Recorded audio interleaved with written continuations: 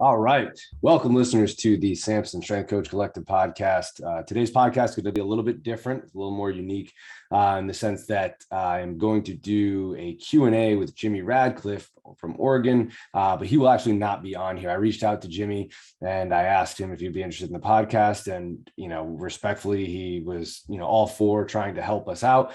But he said at this point, he has kind of a process as far as how he releases information and how he educates and informs. He said he would be willing to do anything that was written. So I actually put out a bunch of questions. I posed a bunch of questions to Jimmy and he hit me back with all the answers. So that's kind of how we're going to roll today. So you guys, unfortunately, are stuck with just listening to me for the next, 20 to 30 minutes.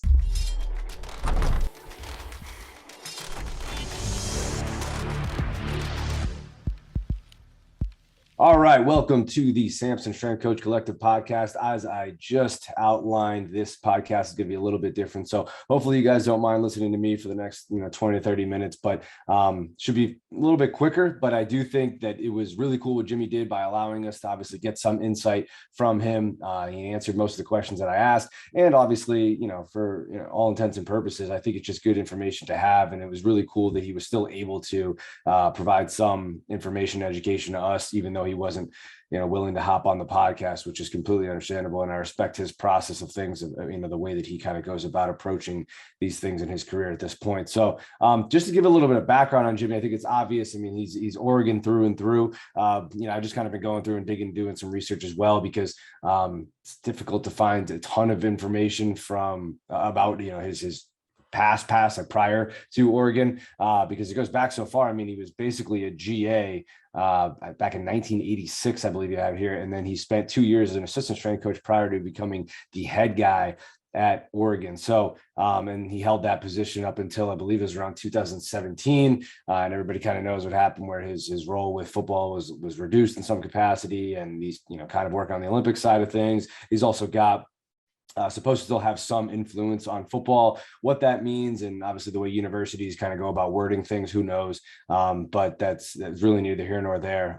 Everybody knows the impact that he has had on this industry that we call strength and conditioning, and the one that we work in. So it's super cool that we can just kind of sit here and get, even just going back and forth with them, having some dialogue through email was super cool for me. So just kind of looking at some of his background, I'm just pulling this from the Oregon website and some other articles. Obviously, it's kind of the best I have as far as like information on Jimmy. But during his tenure, which is the longest tenure among his counterparts within the Pac-12 conference, he established himself as a highly respected teacher, coach, and author. So obviously, and the more you read about Jimmy, you find out that what he did in the weight room is a very small snipset of the type of value that he's provided. And you kind of see that in some of the answers that he's provided. His whole path and route and outlook on why he wanted to become a strength and conditioning coach is totally different than the way most of the people who are listening to this probably went about it.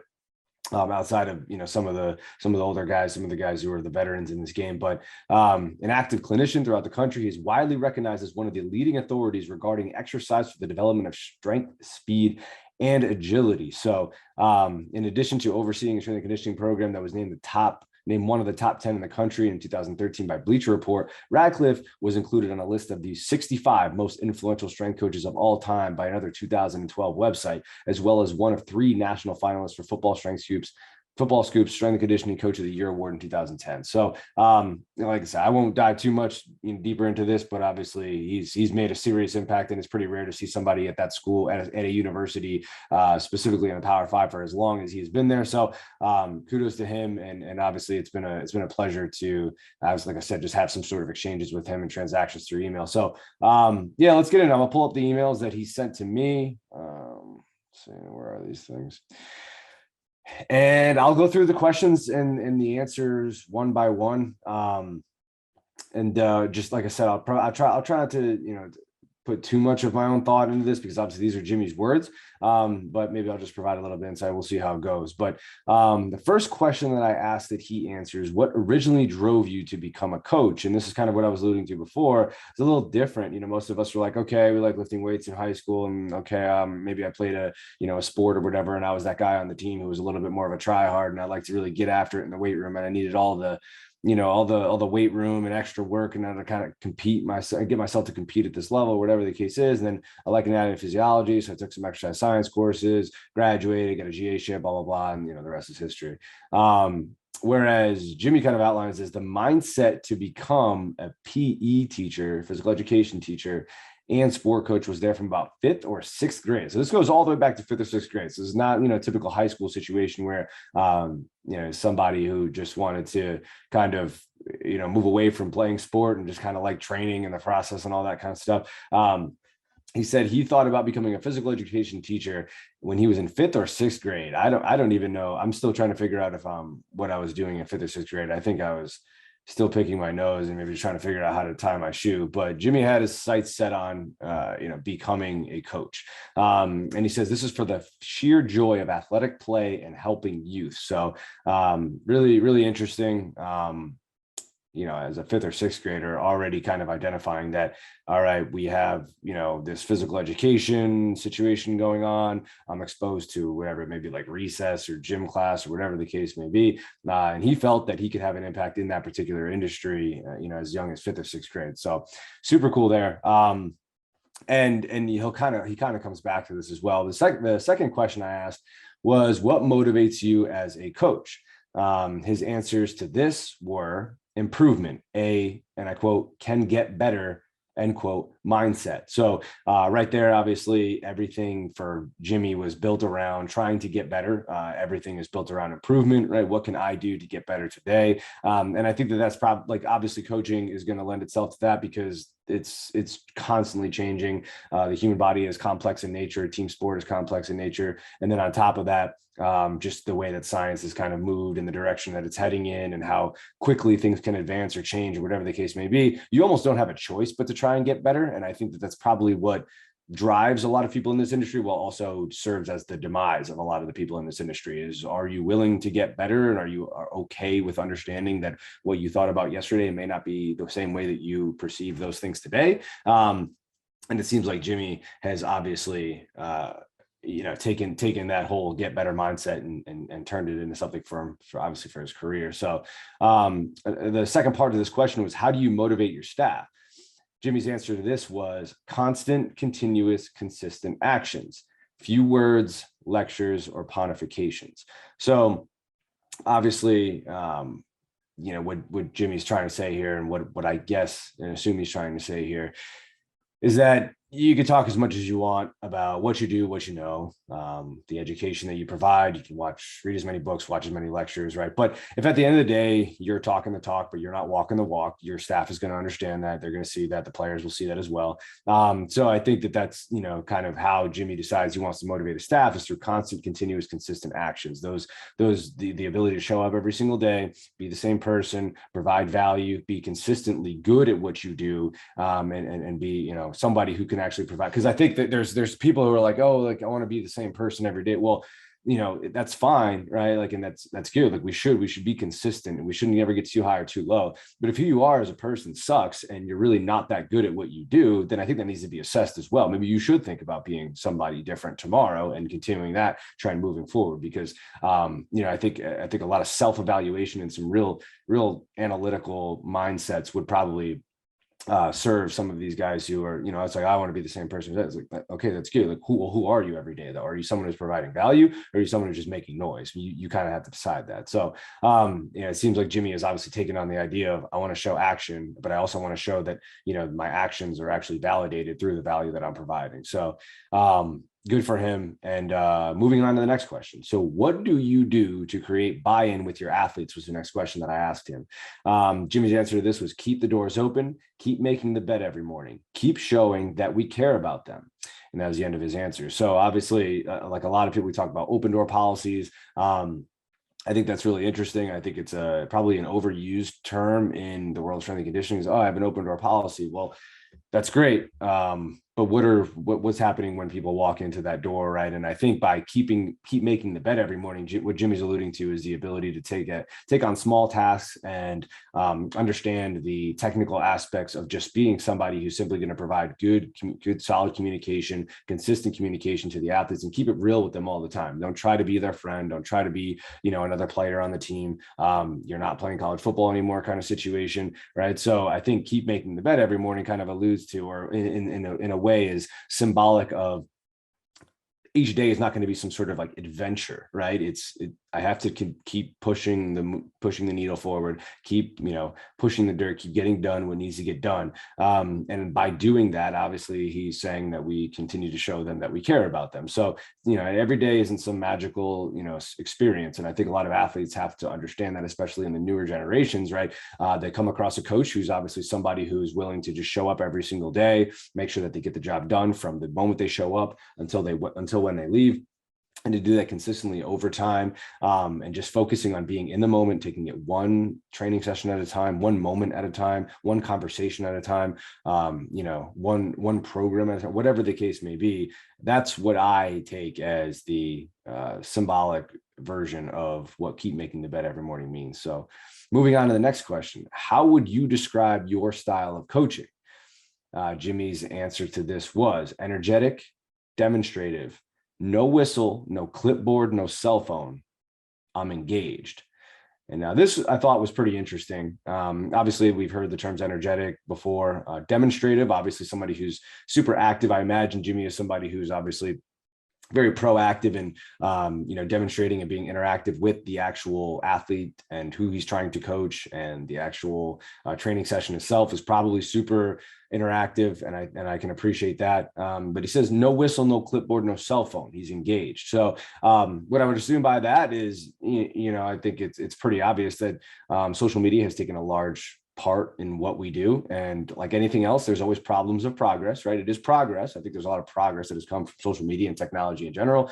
But the reality is there are always going to be problems that come with that progress. The problems that we're having now are, see a lot of coaches with their cell phones out pretty much the entire training session, whether it's good or bad, it's up to you to decide. It's not, it's not for anybody else to really decide. If that's something that you're comfortable with, your athletes are comfortable with, your coaches are comfortable with, you do your thing. But I agree with Jimmy here. I think it's awesome that he's, sitting there saying, I'm not going to sit here and, have my, sheet out. I'm not going to be on a, taking a look at a clipboard or, laptop or whatever the case may be. I don't want my cell phone out. I'm not trying to create some sort of, social media sense right then and there. Maybe on the back end, that's totally fine. But I think there's something to be said about the idea of keeping this like rogue mentality, a little bit more of like an underground feel to the work that's being done. I think that it kind of presents a little bit more of a process driven, process-oriented outcome training style for the athlete as well. If everything is built around social media and everything is built around doing something to make sure that it looks right on camera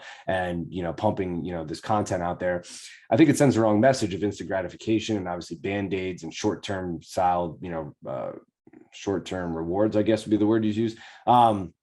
Whereas if it's like, hey, listen, there's nothing special about what we do. There's nothing special about what we do in comparison to what other teams are doing. Everybody has the same amount of time. It's about what you do with that time. And then obviously, just showing up every day and just taking care of the like small detailed aspects of the training session, I think would go really far for a lot of athletes. There's a lot of athletes who still take pride in that kind of discipline. So I appreciate that answer there for sure. And I asked him what's changed over the years as sort of the back half of that particular question.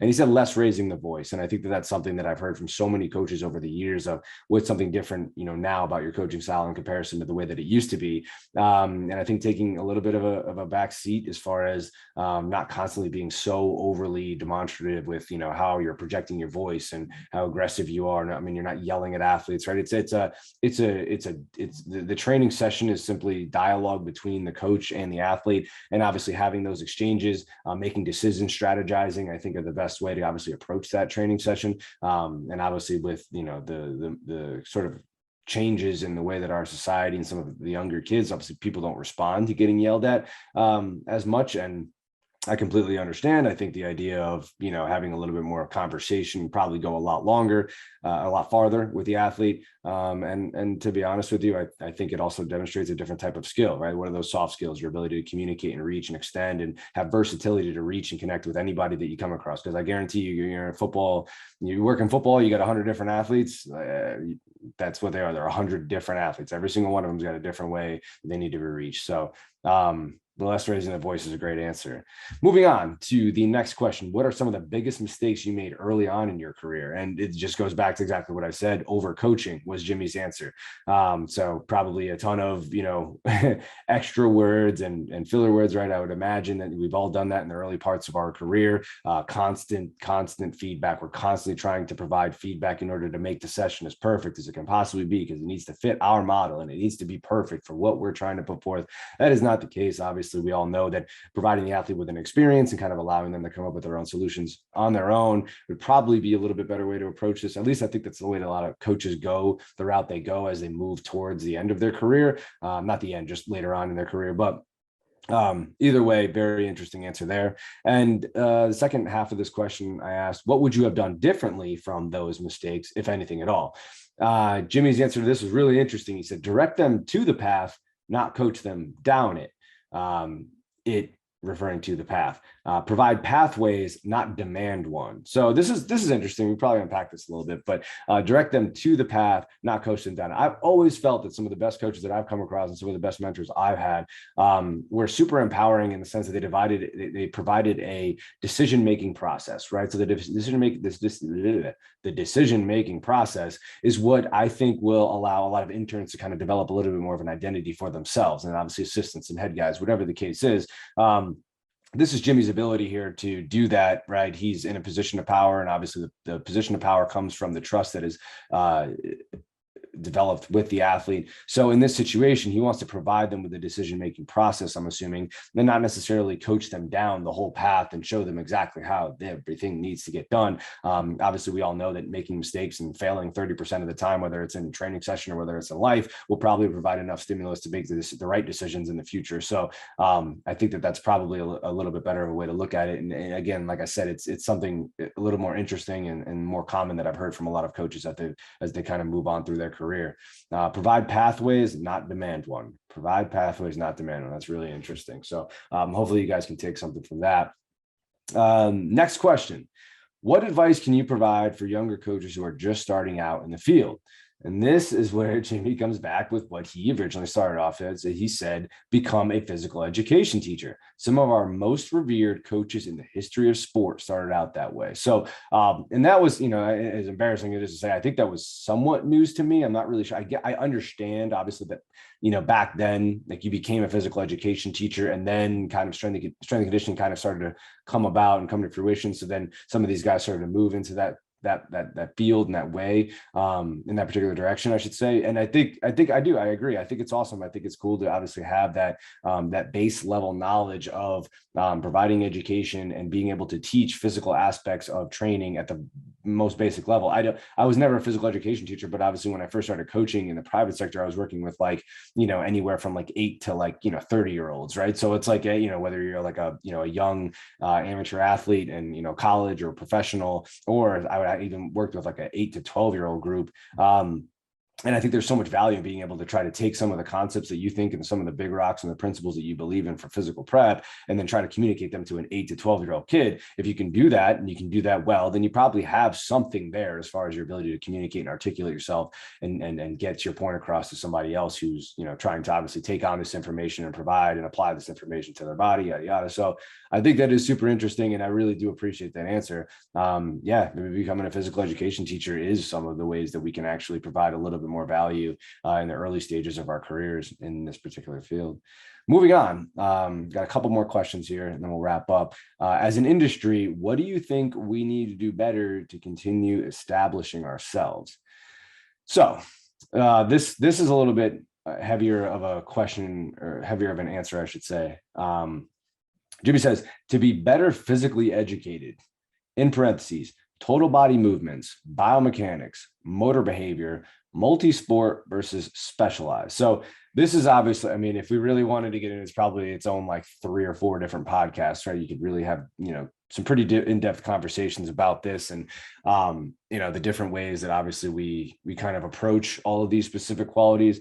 Biomechanics, total body movements, motor behavior, multi-sport versus specialized is exactly what Jimmy said. So I think, without really going down the rabbit hole, I do think that he's probably right. And I think that that's something that a lot of people would believe in. There seems to be these two camps. There's like those who are actually, interested in understanding the finite details of what needs to get done in the world of physical prep. And I think there's those who don't, right? And it seems to me that, there's a little bit of like a combatant between the two. So, it's like, all right, are we moving in a direction where we appreciate some of the advancements that we know that we have been able to find out through, science and the human body? And then it's like, all right, well, I want to stay so basic that I don't want to have any sort of progression in that way, because these big rocks are a little bit more simple for me to understand. And, I can live with those regardless of the world that you live in. I think it goes without saying that obviously the more you understand about how the human body interacts and communicates within itself, how that human body can obviously be put into, in the words of, dynamic systems theory, obviously provide these experiences that the athletes are going to have, put the body and the brain in these situations, and then allow them to come up with solutions on their own, understanding ways to maybe optimize some of that and provide some technical feedback to the athlete in order to kind of enhance their ways, ability to do that, extensive, intensive, all that stuff. So I think there's a lot there. I think ultimately, though, if I was to really give my own breakdown of that, I agree. I think the ways that we go about looking at those specific categories, and those particular categories are probably a whole separate conversation. But at the end of the day, being more physically educated in all of those specific areas was probably a good thing. So, and if at the very least, it just opens up more room for dialogue, which is always a good thing. Last question. Where do you turn for professional development resources to continue perfecting your craft? Books, podcasts, seminars, etc. And so these are some of the spots that Jimmy mentioned. You mentioned ResearchGate, which I completely agree. I think it's a super underutilized, and underrated tool. You should have a ResearchGate account, and you should just be pumping different articles and just kind of checking all that stuff out. There's so much on there that you could spend hours just getting lost on ResearchGate. The NSCA, GAIN, GAIN, Hammer Media, HMMR Media, Assorted Sports Science, Physical Education, and Biomechanics Journal. So obviously all of those are great resources, and obviously there's a large amount of material there. There really is no scarcity of information when it comes to strength and conditioning. So feel free to grab those and kind of create accounts on all of those websites, or obviously even become a member of like some of the guys that he's talking about being involved in. HMMR Media is a great spot to be as well. I'll read those one more time. ResearchGate, NSCA, GAIN, HMMR Media, Assorted Sports Science, PE, and Biomechanics Journal. So that wraps it up. Those are all the questions that I had for Jimmy. Again, we really appreciate him doing this. Obviously, as always, this is, this podcast is what it is. This is the first time that I've ever done one like this. So obviously, if you appreciate the feedback that I give, great. If not, if you disagree with it, or whatever, you want to come on and talk to me about it, or kind of give me some of your own take on some of these things, please feel free to reach out. We would love to have you on. But for the most part, don't even really worry about the insight that I provided. The answers are here. This is what Jimmy has, answered these questions with. And I think, just take them for what they are and try to create some sort of connection between, what you have going on in your own life and your own career, and take them for what they are. Hopefully they provided some educational value. Maybe we'll do this again too down the line. I don't know if you guys think this is valuable. We can do this. And I also think it's a little bit easier of a way to get access to some coaches who may not have the time, or maybe preoccupied with other things. Maybe they're retired, right? So, and don't want to do, public appearance anymore, whatever the case may be. There's definitely, I think there's some value in this, or at least we'll find out. So appreciate your time. And until next time, we are out.